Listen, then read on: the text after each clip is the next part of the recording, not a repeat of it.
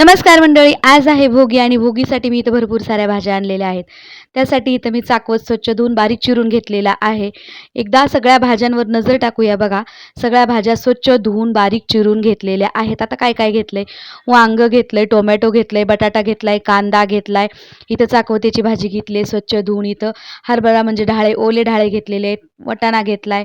त्याचबरोबर इथं घेवडा घेतलाय, बटाटा बारीक चिरून घेतलेला आहे, डाळ घेतलेली आहे, तीळ घेतलेले आहेत आणि गाजर बारीक चिरून घेतलेला आहे. इथं बघू शकता हे आपण डाळ व्यवस्थित धुवून घेतलेली आहे किंवा तुम्ही भिजवून घ्या. मुगाची डाळ घेतलेली आहे. ज्या काही भाज्या मार्केटमध्ये अवेलेबल होत्या त्या सगळ्या भाज्या मी इथं घेतलेल्या आहेत. बघा इकडं बोर घेतलेला आहे. बोर आहे बारीक काशी बोर घेतले त्यामुळे हे आणि इकडं शेंगदाण्याची भरड घेतली मोठे मोठे. आलं लसणाची खोबऱ्याची पेस्ट घेतली आहे आणि हे सगळं साहित्य व्यवस्थित स्वच्छ धुवून निवडून घेतलेलं आहे. आता गॅसवरती कढई ठेवलेली आहे आणि आता लगेच आपण भोगीची भाजी बनवायला सुरुवात करूया. भोगी भोगी हा शब्द म्हणजे काय असतंय? भोग, उपभोग घेणे, त्याला भोगी असं म्हटलं जातं. तर हा वर्षातला पहिला सण आहे. तुम्हा सगळ्यांना मकर संक्रांती आणि भोगीच्या हार्दिक शुभेच्छा. आज मी माझ्या घरामध्ये ज्या पद्धतीनं भोगीची भाजी बनवलेला तीच पद्धत किंवा ती भोगीची भाजी मी आज तुमच्यासोबत शेअर करते.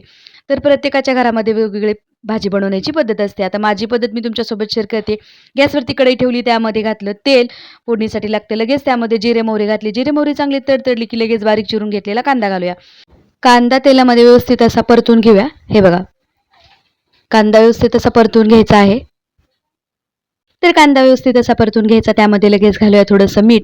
गॅसची फ्लेम आपण फुल ठेवलेली आहे आणि फुल ठेवल्यानंतर आपण त्यामध्ये थोडंसं मीठ घातलं. लगेच त्यामध्ये कढीपत्ता घालूया.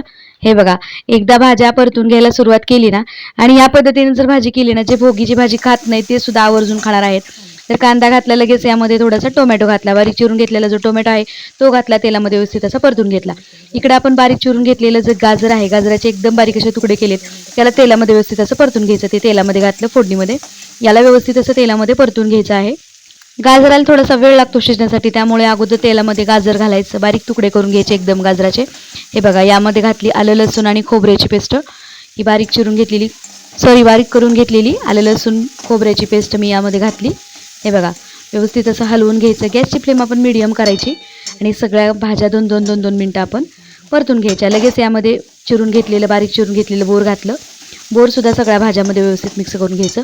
इथं मी काशी बोर वापरलेलं आहे. छोटे बोर असले तरी अख्खे घातले तरीसुद्धा चालतात. आता इथं मी स्वच्छ धुवून असे वांगे चिरून घेतलं होतं, एक वांगं घातलं. तर भाज्या आपल्या आवडीनुसार यामध्ये ॲड करायच्या आहेत. फक्त सगळ्या भाज्या एकत्र करून आज खाण्याचा मान असल्यामुळं ही भाजी भोगीची भाजी बनवली जाते.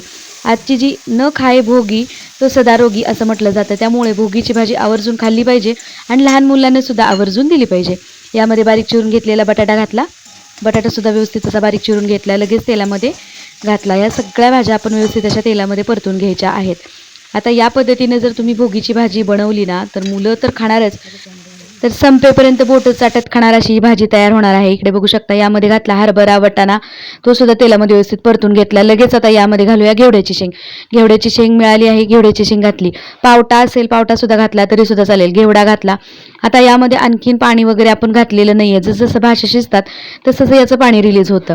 थोडीशी आलं लसूण पेस्ट मी वाढवलेली आहे. घेवड्याची शेंग अगदी एक मिरची चिरून घातली. तुम्हाला नसेल घालायची, नाही घातली तरीसुद्धा चालेल. लहान मुलं खात नसतील, नाही घातली तरीसुद्धा चालेल. एक हिरवी मिरची चिरून घातली.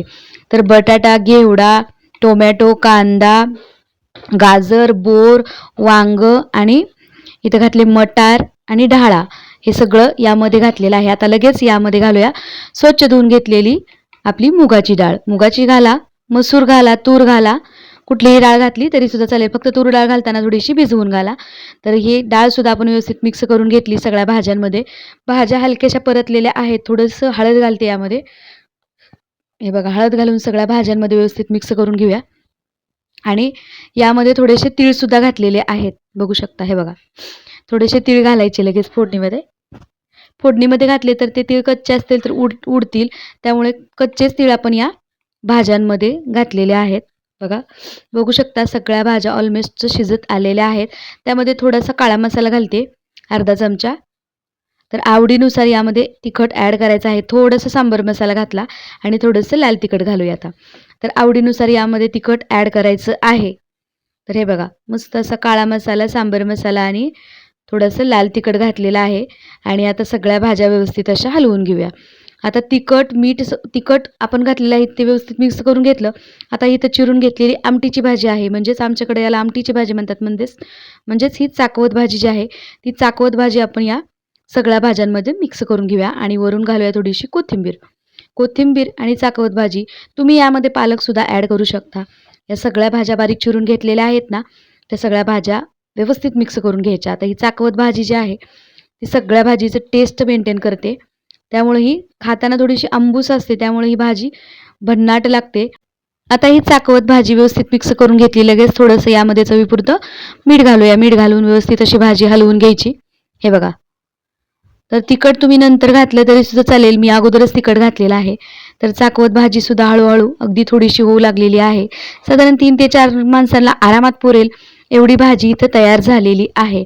आणि विशेष म्हणजे ही भाजी खाताना म्हणजे मुलंही खाताना नानू करत नाहीत. त्यामुळेही अशा पद्धतीनं नक्की करा, ट्राय करा. फक्त भोगीलाच नाही आहे, एरवीसुद्धा तुम्ही अशा पद्धतीनं भाज्या एकसारख्या सगळ्या घरात असल्या ना, करून खाऊ शकता. इथं जाडा भरडून घेतलेला जो शेंगदाणा होता कच्चा, तो शेंगदाणा मी यामध्ये ॲड केला. हे बघा. तर थोडा शेंगदाण्याचा कूट मी ॲड केलेला आहे यामध्ये. कच्चा शेंगदाणा मी थोडासा जाडसर कुटून घेतला होता. आता यामध्ये थोडंसं पाणी घालूया आपण. 2 मिनिटं झाकून ठेवून दिलं, झाकण काढलं आणि आता यामध्ये थोडंसं पाणी घालायचं. पाणी घालून याला झाकून ठेवून व्यवस्थित असं शिजवून घ्यायचं. हे बघा. तर 5 मिनिटांनी बघा झाकण काढते. अधूनमधून झाकण काढून याला व्यवस्थित हलवून घ्यायचं. आणि आता पाणी घातल्यावर मीठ घातल्यानंतर यातलं सुद्धा भाज्यांमधलं पाणी रिलीज होतं आणि या सगळ्या पाण्यामध्ये मिळून या भाज्या सगळ्या व्यवस्थित अशा शिजल्या जातात. हे बघा. मस्त खूप छान अशा भाज्या शिजलेल्या आहेत. हे बघा. यामध्ये आणखीन थोडंसं पाणी आहे. तर बघू शकता मस्त अशी भाजी आणि भाजीचा अगदी घमघमाट सुटलेला आहे. भोगीच्या भाजी म्हणजे भोगीच्या नैवेद्यासाठी आज भोगी आहे. नैवेद्यासाठी मी मस्त इथं आपली भोगीची मिक्स भाजी तयार करून घेतलेली आहे. सगळ्या भाज्या मिक्स करून व्यवस्थित अशी इथं वेगळ्या पद्धतीची भोगीची भाजी मी इथं बनवलेली आहे. तुम्ही घरामध्ये कशा पद्धतीनं भोगीची भाजी बनवता मला आवर्जून कमेंट करून सांगा. मी ज्या पद्धतीनं घरामध्ये आज भाजी बनवली ना, तीच पद्धत किंवा तीच भाजी मी तुमच्यासोबत शेअर केलेली आहे. त्यासोबत इथं आपण बघितली तीळ लावलेली बाजरीची भाकरी, सोबतच राळ्याच्या तांदळाचा भात. तर हा आजचा नैवेद्य असतो भोगीची भाजी. आणि भोगीच्या भाजीबरोबर बाजरीची भाकरी, डाळ्याच्या तांदळाचा भात खाण्याचा आज खूप मान आहे. पूर्वीपासून चालत आलेले हे सणासुदीच्या प्रथा आहेत, त्या आपल्या शरीरासाठीच खूप चांगल्या आहेत. नक्की आवर्जून केल्या पाहिजे. केली नसेल कोणी भाजी तर अशा पद्धतीनं नक्कीच करा. आणि माझी ही रेसिपी तुम्हाला कशी वाटली कमेंट करून नक्की सांगा.